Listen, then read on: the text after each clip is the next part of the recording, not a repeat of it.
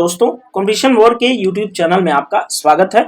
मैं संदीप हाजिर हूं आपके लिए लेकर करंट अफेयर्स की एक नई सेशन। करंट अफेयर्स में दोस्तों हम बात कर रहे हैं लक्ष्य सीरीज में पीटी 365 की।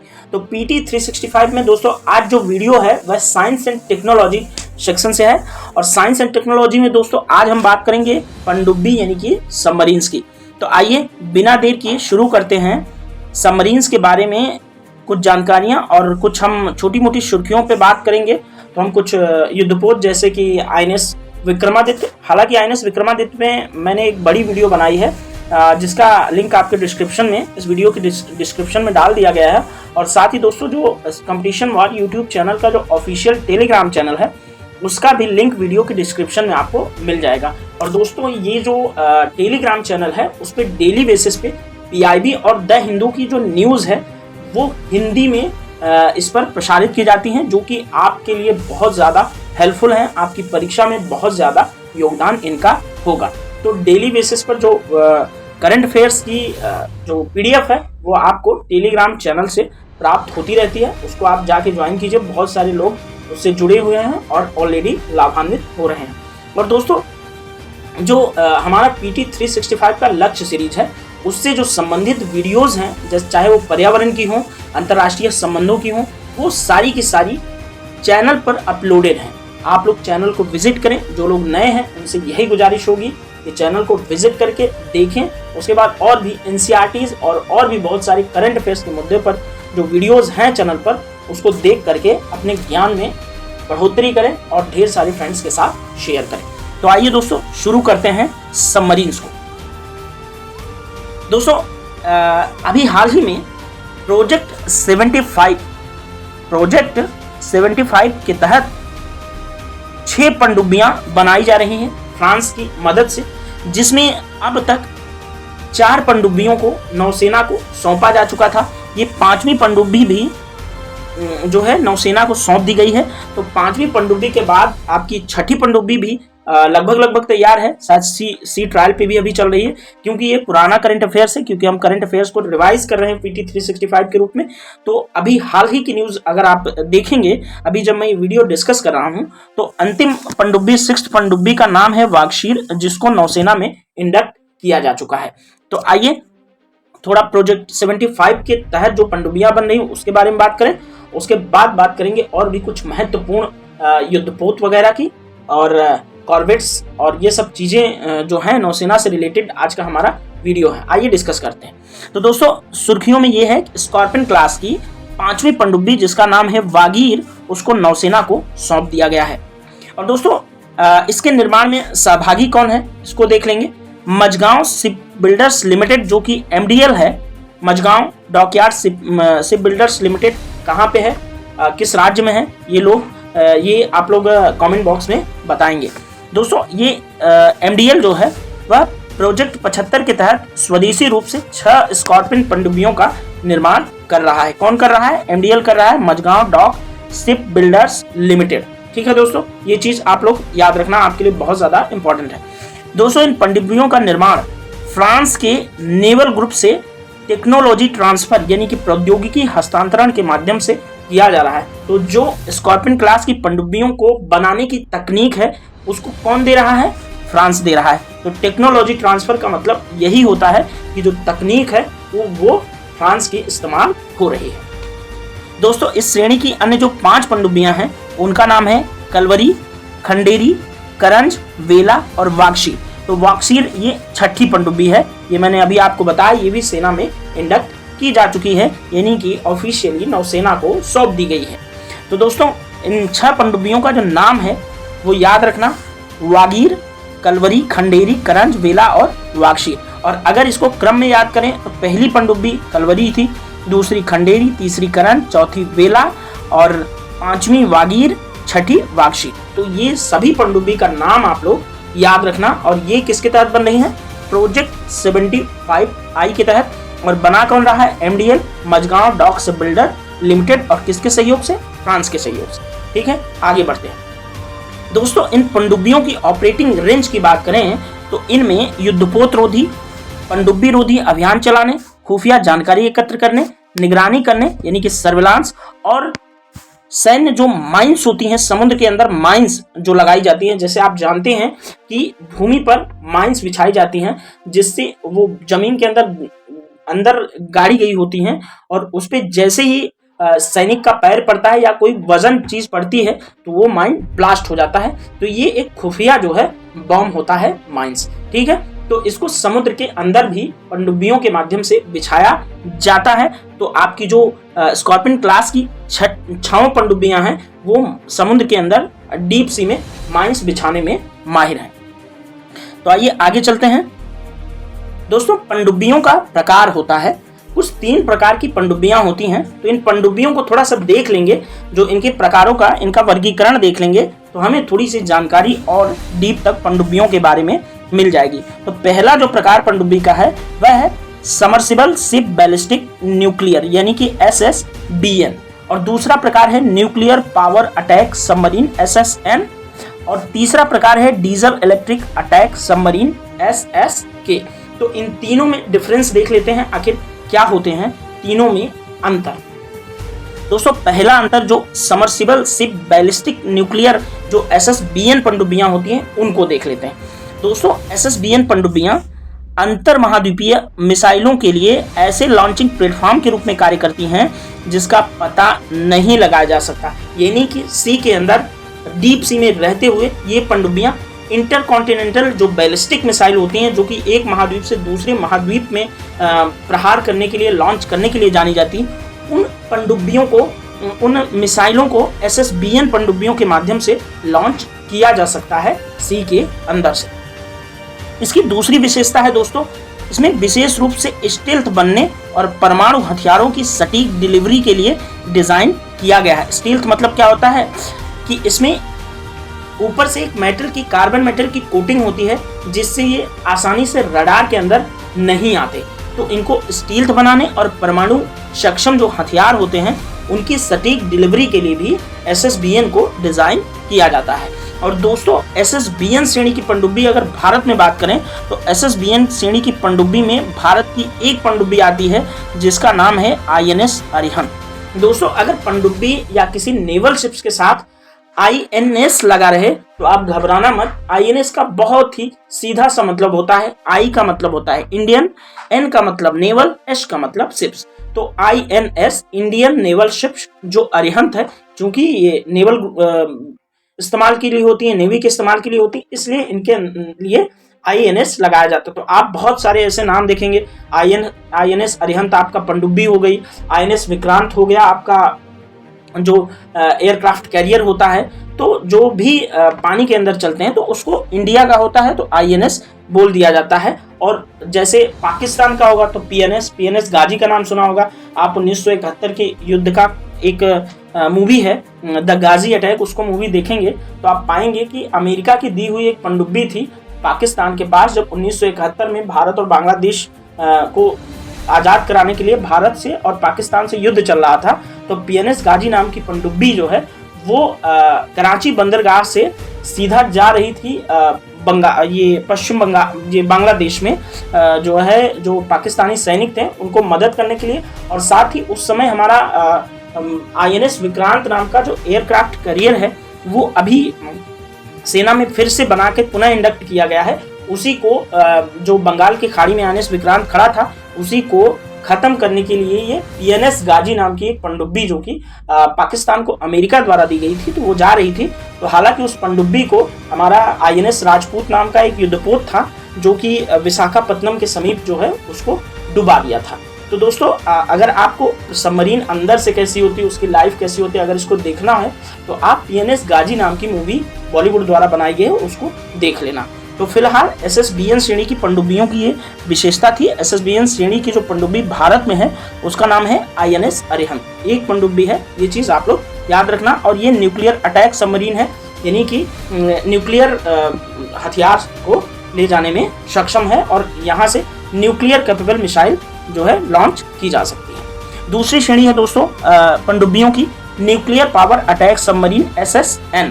तो इसको देख लेते हैं कि इसकी क्या क्या विशेषताएं होती हैं। दोस्तों न्यूक्लियर पावर अटैक सबमरीन में गैर परमाणु हथियारों से लैस किंतु परमाणु संचालित लड़ाकू पनडुब्बी होती है। इन पनडुब्बियों के अंदर जो हथियार लगे होते हैं वे परमाणु ले जाने वाले हथियार नहीं होते, लेकिन ये परमाणु ईंधन से चालित पनडुब्बियां होती हैं। आप जानते हैं डीजल इलेक्ट्रिक पनडुब्बी होती हैं जो डीजल से चलती हैं, डीजल का इस्तेमाल करके ऊर्जा प्राप्त करती हैं। लेकिन एक प्रकार होता है जो कि परमाणु ईंधन से जो है डीजल प्राप्त करती हैं। तो ये पनडुब्बियां जो न्यूक्लियर पावर अटैक सबमरीन है वो क्या है कि ये परमाणु ईंधन द्वारा तो संचालित होती हैं लेकिन परमाणु हथियारों को ले जाने में सक्षम नहीं होती हैं। तो न्यूक्लियर पावर अटैक सबमरीन जो होती हैं उसकी ये विशेषता होती है। इसकी दूसरी विशेषता होती है दोस्तों माइंस युद्ध में शामिल होने, दुश्मनों के जहाजों की खोज करके उन्हें नष्ट करने और युद्धक समूह यानी कि बैटल ग्रुप के परिचालनों का समर्थन करने के लिए इन्हें डिजाइन किया जाता है। ये सबमरीन्स बैटल ग्रुप के अंदर भी शामिल होती हैं। ठीक है दोस्तों, तीसरी विशेषता है वर्तमान में केवल 6 देशों के पास परमाणु ऊर्जा से चलने वाली पनडुब्बियां हैं। तो कौन कौन से देश हैं दुनिया में जिनके पास परमाणु ऊर्जा से चलने वाली पनडुब्बियां हैं? तो उनमें पहला नाम बेशक से आप यूनाइटेड किंगडम का ले सकते हैं, यहाँ पर दिया हुआ है, लेकिन सबसे ज्यादा अगर पनडुब्बियों को जो परमाणु ईंधन से चलती हैं उसको आप देखेंगे तो सबसे ज्यादा अमेरिका के पास है, उसके बाद चीन के पास, रूस के पास, और फिर चीन के पास, फिर भारत और फ्रांस, और फिर यूनाइटेड किंगडम और भारत।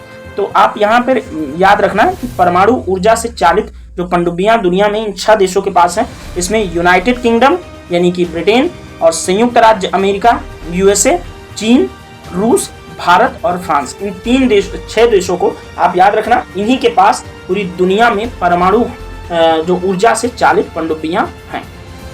और दोस्तों पनडुब्बियों की श्रेणी में तीसरी जो वर्गीकरण है हमारा, तीसरा है डीजल इलेक्ट्रिक अटैक सबमरीन। तो इसकी विशेषता देख लेते हैं दोस्तों। इसकी पहली विशेषता यह है कि इनमें डीजल इंजन लगा होता है, यानी कि डीजल से चलती हैं। साथ ही इनकी बैटरी की एक निश्चित क्षमता के कारण यह सीमित समय के लिए ही जल के भीतर रह सकती हैं। इस कारण इसे बार बार जल की सतह पर आना पड़ता है। दोस्तों इन पनडुब्बियों की जो है ये डीजल इंजन से चलती हैं, लेकिन इनमें दिक्कत क्या होती है कि क्योंकि बैटरियों की स्टोरेज क्षमता भी सीमित होती है, इसलिए इनको बैटरियों को चार्ज करने के लिए सतह पर आना पड़ता है।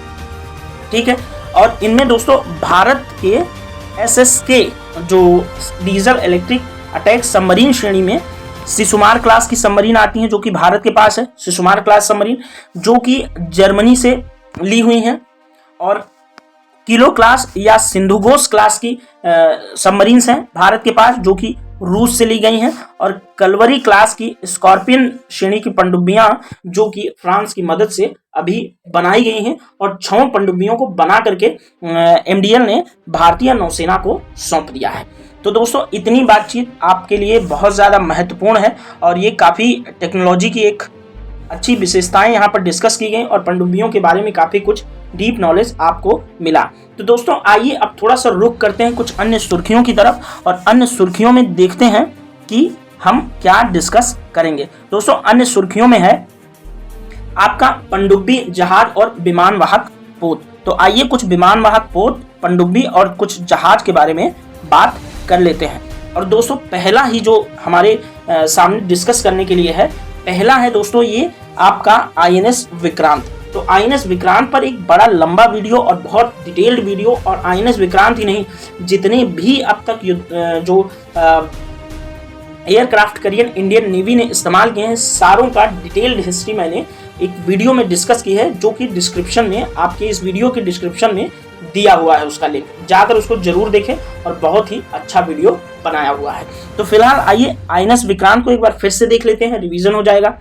दोस्तों प्रधानमंत्री ने भारत के पहले स्वदेशी विमान वाहक पोत, यानी कि पहले स्वदेशी विमान वाहक पोत अर्थात जो INS विक्रांत है वो भारत द्वारा स्वदेशी रूप से बनाया गया पहला एयरक्राफ्ट कैरियर है। दोस्तों जो विमान वाहक पोत होता है उसको इंग्लिश में एयरक्राफ्ट कैरियर बोलते हैं, ठीक है, इसीलिए इसको AC-1 भी नाम दिया गया है भारतीय नौसेना के द्वारा। तो दोस्तों प्रधानमंत्री ने भारत के पहले स्वदेशी विमान वाहक पोत INS विक्रांत को नौसेना में शामिल कर दिया है। तो अब ऑफिशियली इंडियन नेवी को विक्रांत सौंप दिया गया है, जो कि भारतीय सेना के लिए बहुत बड़ी स्ट्रेंथ होती है। दोस्तों INS विक्रांत को भारतीय नौसेना के नौसेना डिजाइन निदेशालय ने डिजाइन किया है और इसका निर्माण सार्वजनिक क्षेत्र के शिपयार्ड कोचीन शिपयार्ड लिमिटेड ने डिजाइन किया है। तो INS विक्रांत को डिजाइन किसने किया है? इसको डिजाइन किया है नौसेना निदेशालय ने, ठीक है, और इसका निर्माण जो है वह कोचीन शिपयार्ड लिमिटेड द्वारा किया गया है।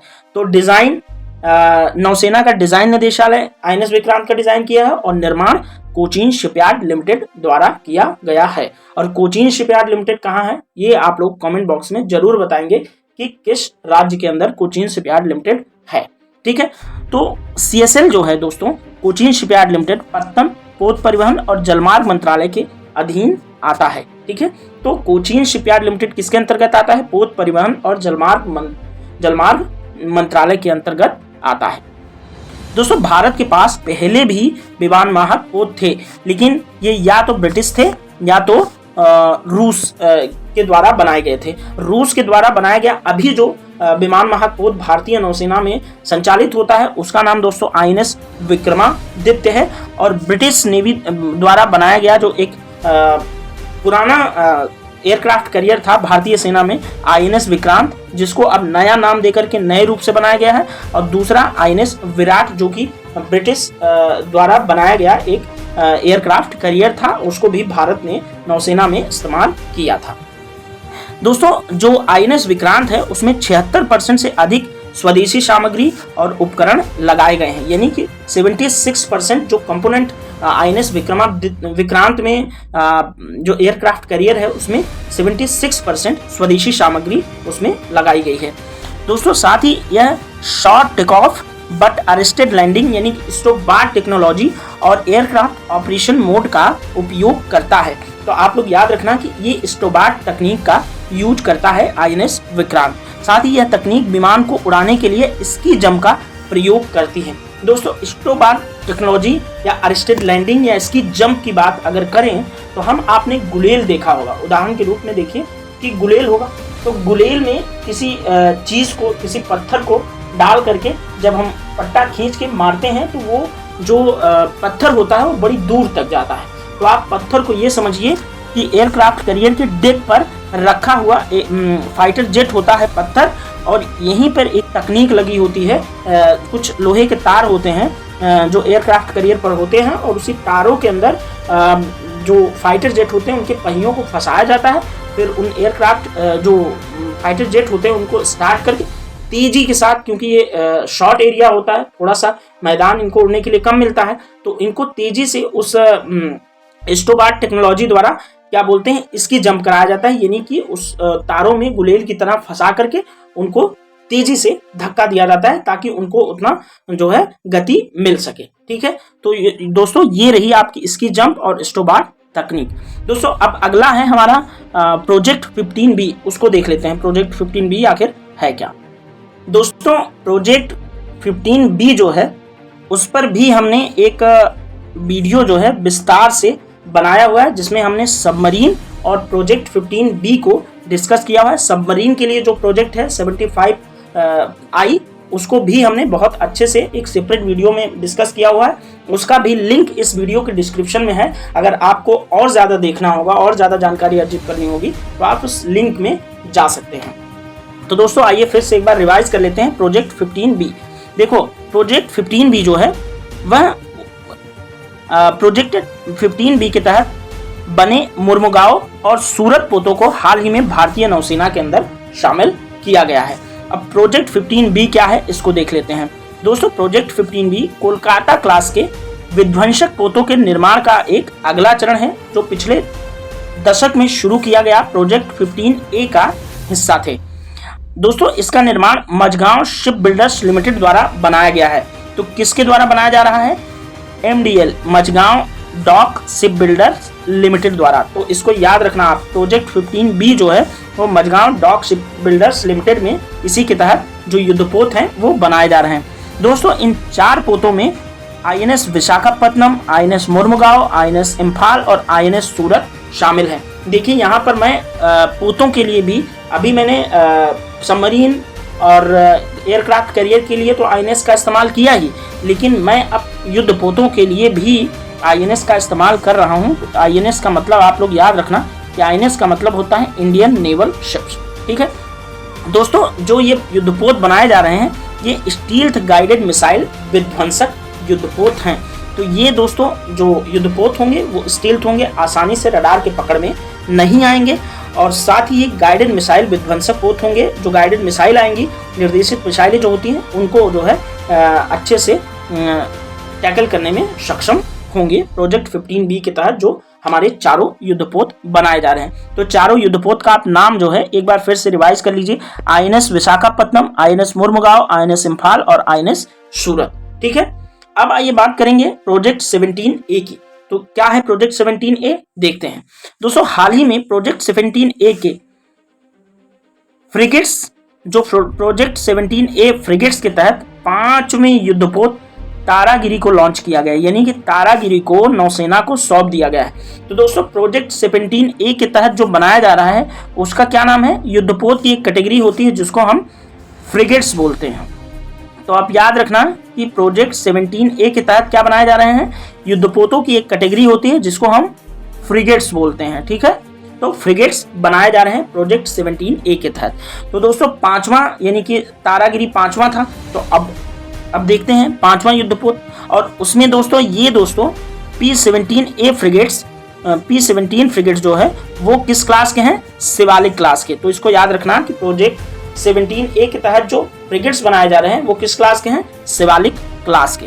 ठीक है दोस्तों, प्रोजेक्ट 17A के तहत जो भारतीय नौसेना का युद्धपोत डिजाइन ब्यूरो है वह घरेलू रूप से इन फ्रिगेट्स को डिजाइन कर रहा है। साथ ही प्रोजेक्ट 17A पोतों के उपकरण और सिस्टम्स के लिए 75% जो ऑर्डर्स है वो MSMEs को, स्वदेशी कंपनियों को दिया जा रहा है। जो सूक्ष्म एवं लघु उद्योग वाली कंपनियां हैं जो छोटे छोटे कंपोनेंट्स बनाती हैं उनको इस प्रोजेक्ट के तहत ऑर्डर्स दिए जा रहे हैं। कितने परसेंट, लगभग 75% जो ऑर्डर्स हैं उपकरणों के लिए वो MSMEs को दिए जा रहे हैं, जो कि एक बहुत अच्छी बात है। अपने देश का पैसा अपने देश में ही रहेगा, साथ ही साथ रोजगार भी जनरेट होगा।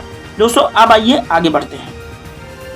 जैसा कि दोस्तों मैंने बताया कि प्रोजेक्ट 75I को भी मैंने एक बार जो युद्धपोत वाला वीडियो है उसमें डिस्कस किया हुआ है, लेकिन प्रोजेक्ट 75A को फिर से एक बार देख लेंगे और इसका जो विस्तार से जिसमें प्रोजेक्ट 75 डिस्कस किया गया है उस वीडियो का लिंक जो है मैं बार बार आपको बता रहा हूँ डिस्क्रिप्शन में दिया हुआ है, उसको जाकर के आप देख लेना। फिलहाल आइए बात करते हैं प्रोजेक्ट 75I की। दोस्तों रक्षा मंत्रालय ने प्रोजेक्ट 75I के तहत प्रस्ताव के लिए अनुरोध पर प्रतिक्रिया प्रस्तुत करने की समय सीमा जो है वो एक बार फिर से बढ़ा दी गई है, और जो प्रस्ताव जो है 75A के तहत था उसकी एक लिमिट थी, उसको अब बढ़ा दिया गया है रक्षा मंत्रालय द्वारा।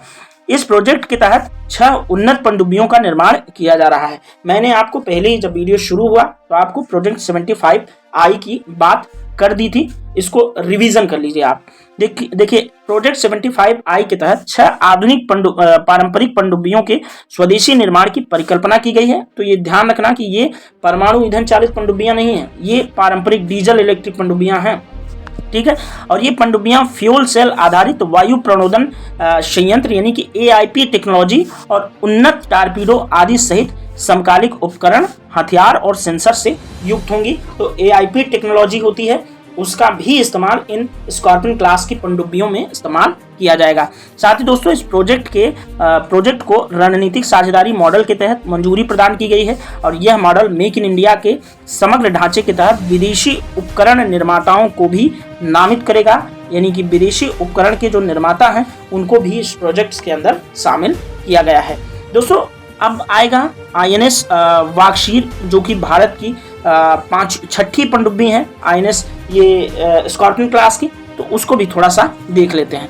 दोस्तों प्रोजेक्ट 75 की 6ठी और अंतिम पनडुब्बी वागशीर को भी समुद्र में उतार दिया गया है। तो ये सी ट्रायल के लिए भी चल चुकी है INS वागशीर, जो कि इस क्लास की स्कॉर्पियन क्लास की 6ठी पनडुब्बी है।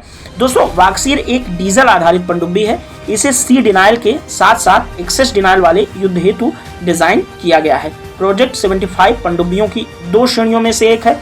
अन्य श्रेणी है P-75I, जो विदेशी फर्मों से ली गई तकनीक के साथ स्वदेशी पनडुब्बी निर्माण की योजना का एक हिस्सा है और प्रोजेक्ट 75 के तहत 6 पनडुब्बियां बन रही हैं, जिनमें से पहली INS कलवरी, दूसरी खंडेरी, तीसरी करण, चौथी वेला, पांचवी वागीर, छठी वागशीर। ये तो आप लोगों को पहले भी पढ़ाया जा चुका है और इनको जो बना रहा है वह है दोस्तों मझगांव शिपयार्ड लिमिटेड।